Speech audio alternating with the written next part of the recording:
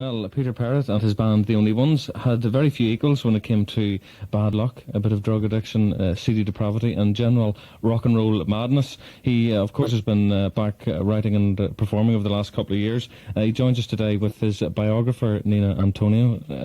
Antonia, I beg your pardon, I have to use the feminine version because you wouldn't be Antonia, would you, Nina?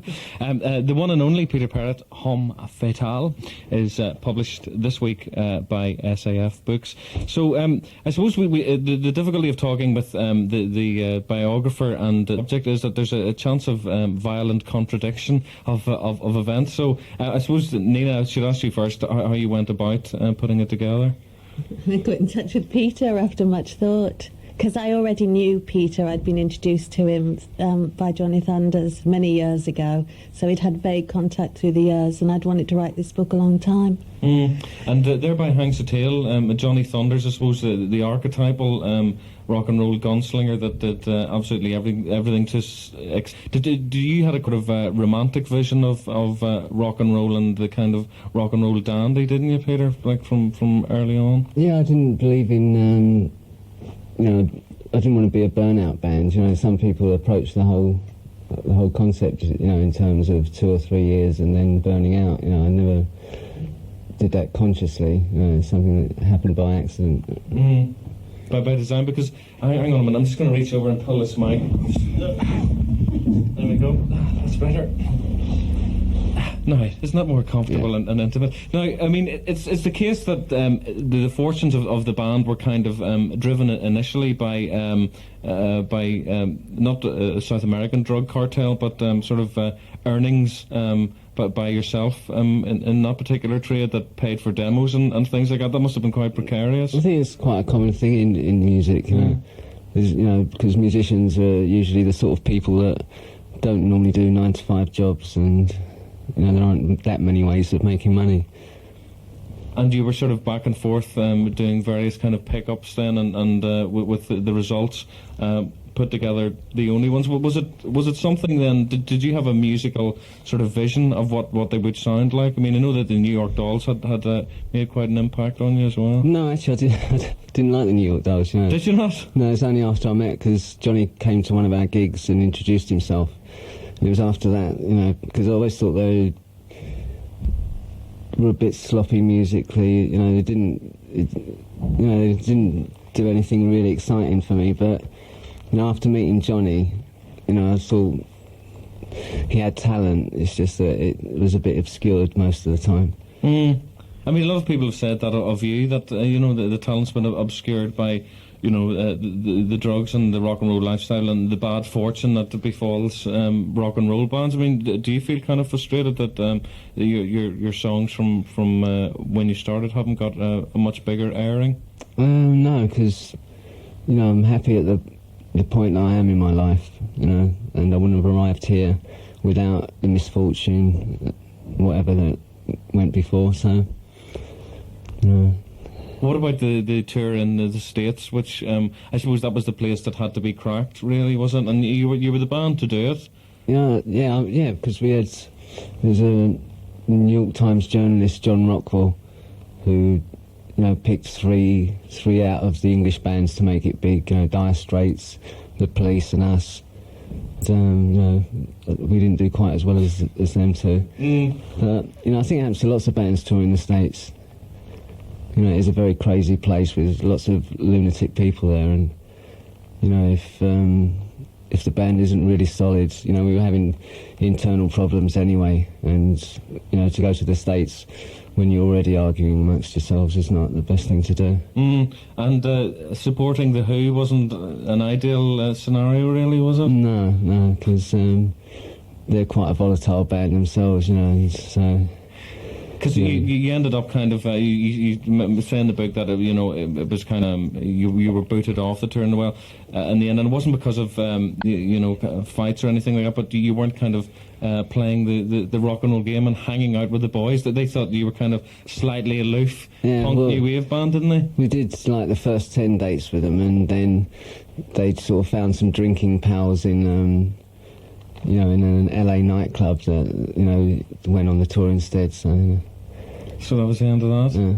What about the union and the kind of digging up, Peter's past? Did you find, because I know that you got from his first wife's family, there was a merry dance or a trail led. They were young lovers who had run away. Did you find people that were quite sort of happy to talk about those particular times?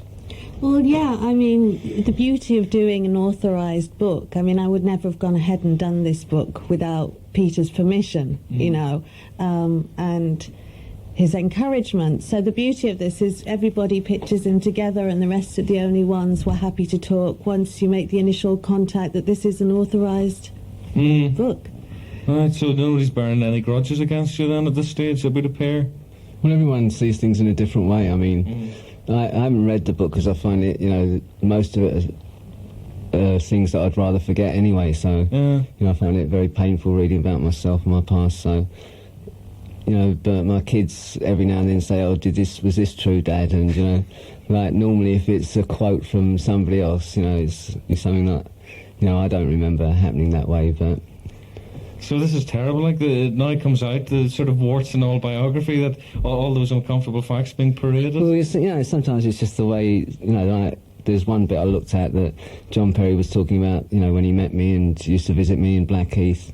He said he used to lose 3 or 4 days at a time, and he'd find it hard to readjust to normal life. And then as an afterthought at the end of the line, or at the end of the chapter, it said, and then I caught crabs. And it sort of, intimates that it had something to do with him coming to Blackheath. But yeah, exactly. That's more to do with his lifestyle than mine, because I never had anything like that until years later. It was just the coke and backgammon that you laid on in Blackheath. Listen, we'll take a break for some travel and be back with more music, and we're talking again with Peter Perrett and his biographer Nina Antonia. It's just gone 20 after 5. Here's Bob. You've been saying That's The One and Baby Don't Talk. Peter Perrett is with us, along with his biographer Nina Antonia. So I suppose a lot of rock performers have got involved with heroin. With your addiction, did it damage your songwriting talent, do you think? No, I don't think so. Just made me very lazy for sort of 12 years or something. But so otherwise, would you have been sort of Mr. Hard Working, playing every club across the world? If I had have been, I probably wouldn't have had as much enthusiasm for it as I've got now. It's it's like I'm doing it for the first time, and I think that's important to feel that way about music. So in some ways, I'm grateful that I had the time off, but I wouldn't recommend it, as a way of recharging, creative batteries. But because that the third and last album that the only ones did, there's one. I think it was one of the songs on it that the verse and the chorus are repeated twice. Was that because you didn't realise, or was it kind of just because you only got through the verse and chorus? Yeah, it's probably because I hadn't finished writing it. All right. And is it true that somebody, it was the Mr. Perry did a good vocal impersonation? No, it's Alan. Was it Alan? Yeah, the last track. Can't remember what it's called now, but the last track on the album was written by Alan. And on the English version of the album, it says all songs written, by me. So some people might, receive some fan letters saying, I like your voice on that. It wasn't me. All right, well, listen, we've got the headlines coming up, and we'll be coming back to talk about that elusive thing, the future. It's 5:30. News. This is GLR on 94.9 FM. Peter Curran with you till 6. We're joined by Peter Perrett and his biographer Nina Antonia. So what was the thing that you had to leave out to spare his blushes then? Nina? There's bound to have been something. No, there wasn't really, because Peter's really an honest person, so... Too honest for my own good, I'm told, So, did you find that then, that dealings with the business, as it were, like record labels and things like that, people tried very much to dictate things to you, or did you leave things, leave yourself to your own devices, as it were? Well, the beginning of the Only Ones, we didn't have any of that problems like that at all, because we were on a high career-wise. We had great reviews and everything was going. Had millions of people coming to gigs, and so we got given lots and lots of money, and it was only when the money started coming back slower than they'd anticipated that they started trying to interfere. And what sort of things were you supposed to write? Another Girl, Another Planet again and again? Is that what was required by them? No, I think it was the opposite. They assumed Another Girl, Another Planet was going to be a hit, and when it wasn't, they thought, maybe we ought to try and do something a bit more poppy, or not have a sort of 45-second guitar solo as an introduction to a song. Do you know what I mean? And I think the epitome of that was the single "Trouble in the World," where they got one of their house producers, Nicky Graham, who later worked with Bros. Right, because that's a match made in heaven. The only ones, and Ross's producer.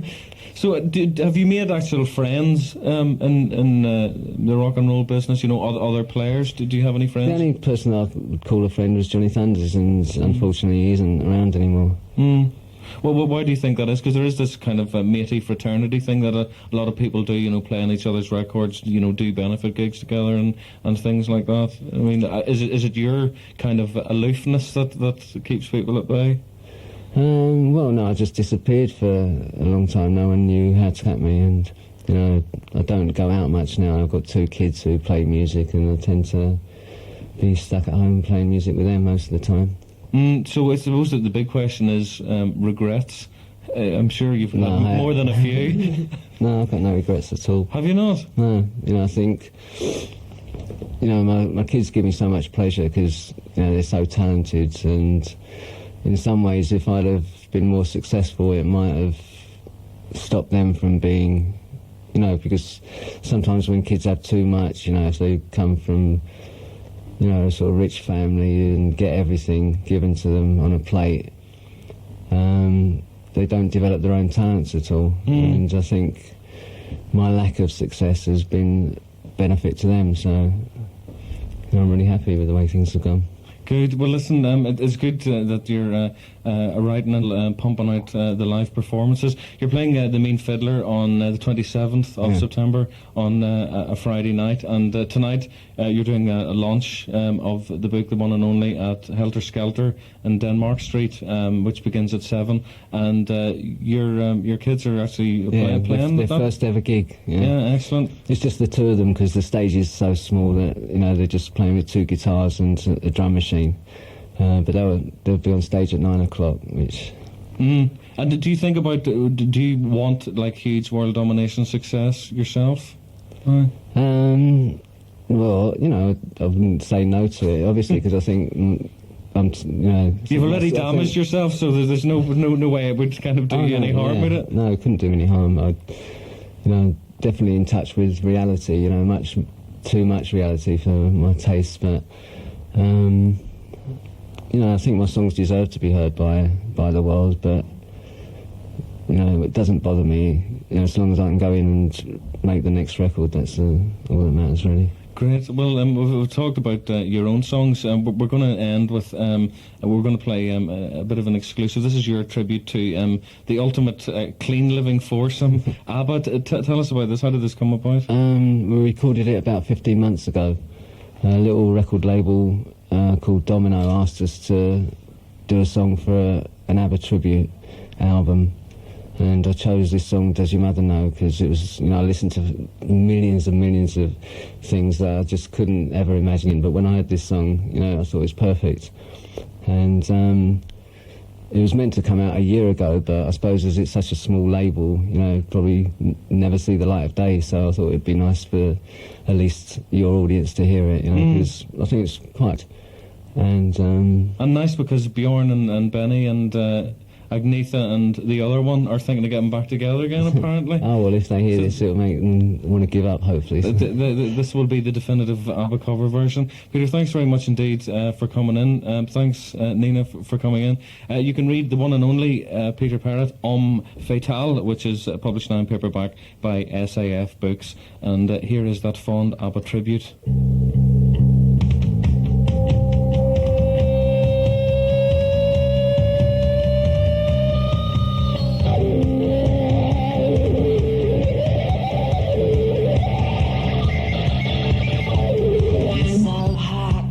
Teasing me,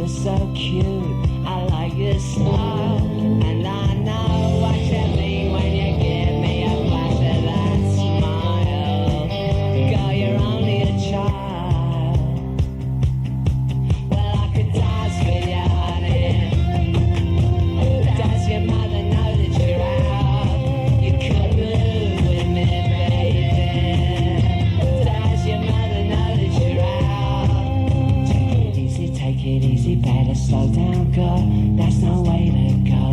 Does your mother take it easy, try to cool me down. Take it nice and slow. Does your mother know? Well, I can dance with you, honey. Feeling all around you. Does your mother know that you're out? You could move with me, baby. Does your mother know that you're out? I could give it to you, honey. Does your mother know that you're out? You could drive me crazy. Does your mother know that you're out? Take it easy, better slow down, girl. That's no way to go. Does your mother know? Take it easy, try to cool me down. Take it nice and slow. Does your mother know? Take it easy, better slow down, girl. That's no way to go. Does your mother know? Take it easy, try to cool me down. Take it nice and slow. Does your mother know?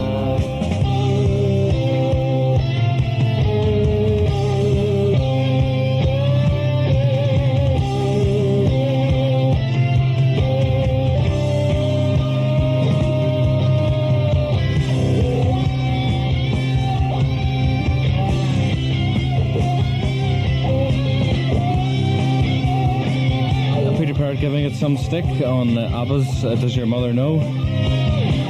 You can catch him and the band playing live at the Mean Fiddler on Friday the 27th of September. It's 20 minutes to 6. Here's Bob with the Travel.